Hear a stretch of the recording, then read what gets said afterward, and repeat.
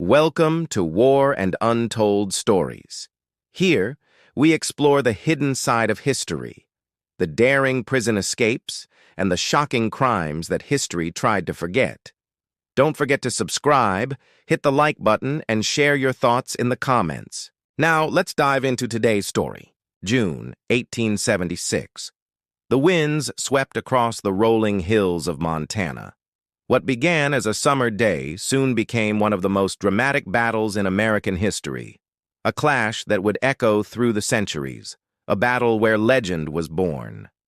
The Battle of the Little Bighorn, known to many as Custer's Last Stand. To understand this battle, we have to go back a bit. The mid-1800s was a time of tremendous expansion in the United States. The country was hungry for more land, more resources, and more control. The government pushed ever westward, driven by a belief in what was called manifest destiny, the idea that it was their God-given right to expand across the continent. But on the Great Plains lived powerful native nations, the Lakota Sioux, the Cheyenne, and the Arapaho, tribes with their own traditions, their own lands, and their own ways of life. For decades, a series of uneasy treaties had held. The U.S. wanted the land, but the tribes had the guns and the will to defend it. But when gold was discovered in the Black Hills of South Dakota, the delicate balance tipped. Gold Mountain, as it was called, was in territory secured by treaty to the Lakota. But prospectors flooded in anyway, ignoring the treaties and the tribes' claims. When the tribes retaliated, killing several prospectors, the U.S. government demanded that they be punished and that all three tribes be forced onto much smaller reservations. Many refused.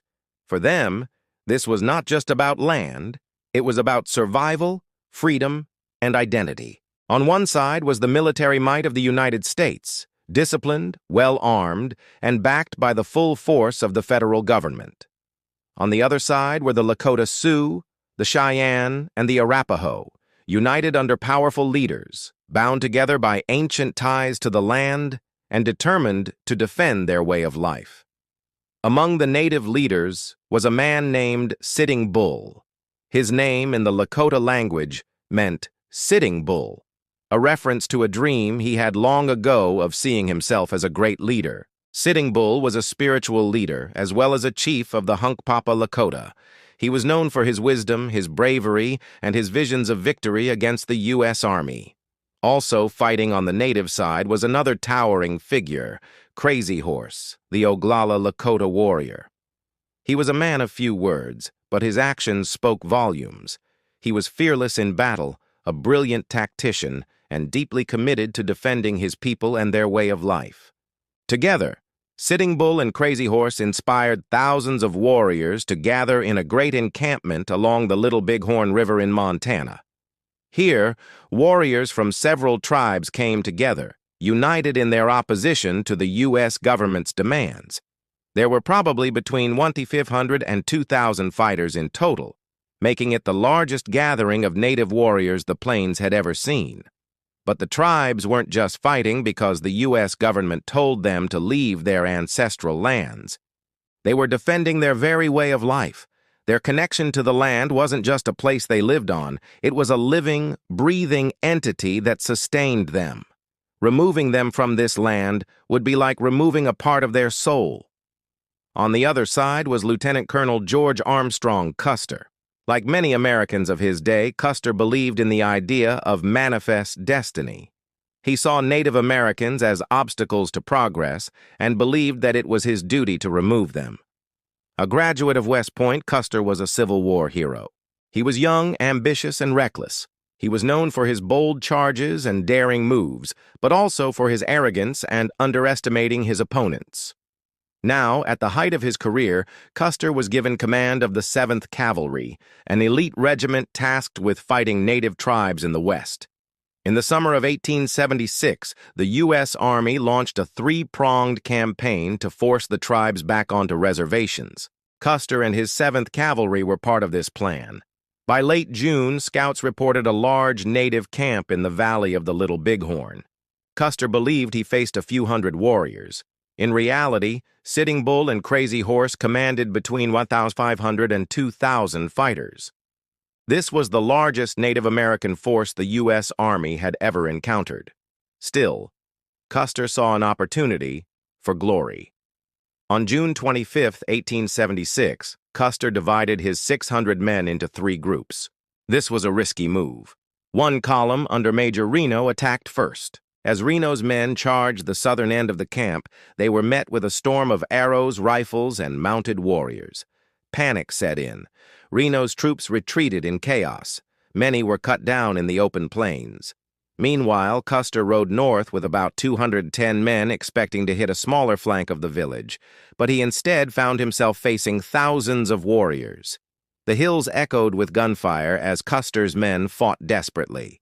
The 7th Cavalry formed defensive lines, firing volley after volley. But native warriors, skilled on horseback, closed in from all sides. Crazy Horse led a furious charge, breaking through the soldiers' defenses.